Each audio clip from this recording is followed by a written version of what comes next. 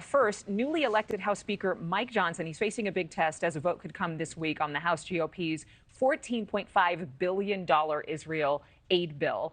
Democrats calling it a non-starter as it's funded with cuts to the IRS and doesn't include aid for Ukraine, something that most Democrats are strictly for, including President Biden. Congressman Eric Burlison, Republican of Missouri, who serves on the House Oversight Committee and Freedom Caucus, is with us now. Thank you again for being here, sir. Congressman, there are a lot of Americans who agree on support for Israel. But in terms of the likelihood that this could pass, with a fresh kind of reset on the GOP members of the House with Mike Johnson now elected, do you believe that there is a chance that this will actually pass without it being tied to aid to Zelensky and Ukraine?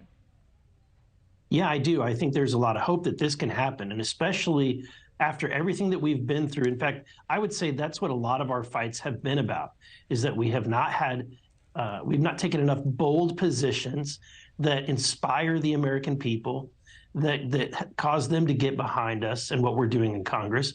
And I think that that's where we're at right now. The conference selected Mike Johnson.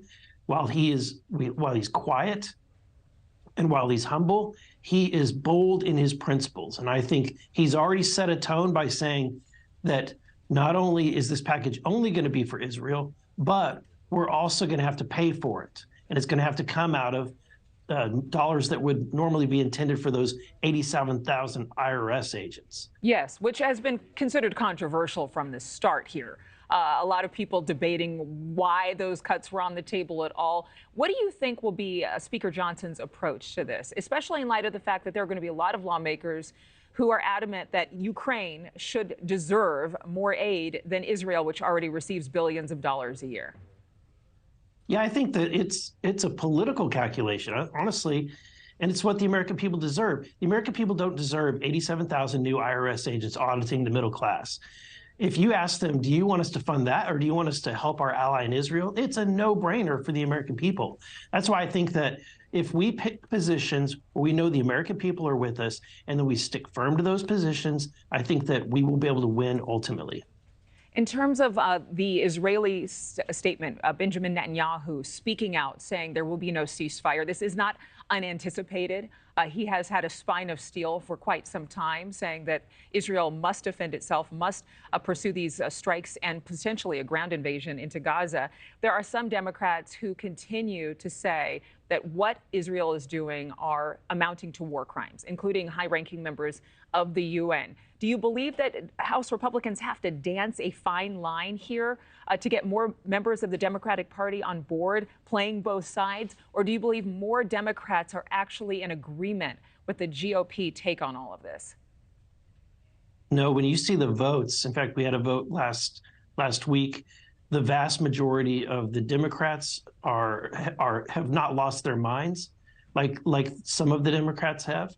And I think that they recognize that the real terrorist in the region, the real group that's violating war crimes, is Hamas.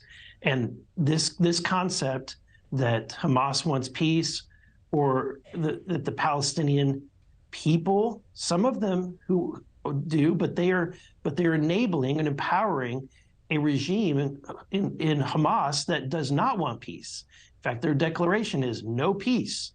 And when their attitude is that Israel must be wiped off of the map, then it leaves Israel with no choice but to replace Hamas and try to bring some form of government structure that they can live with, an Arab structure, something I think that would end up being the result of collaboration with Saudi Arabia and other Arab nations that actually want peace.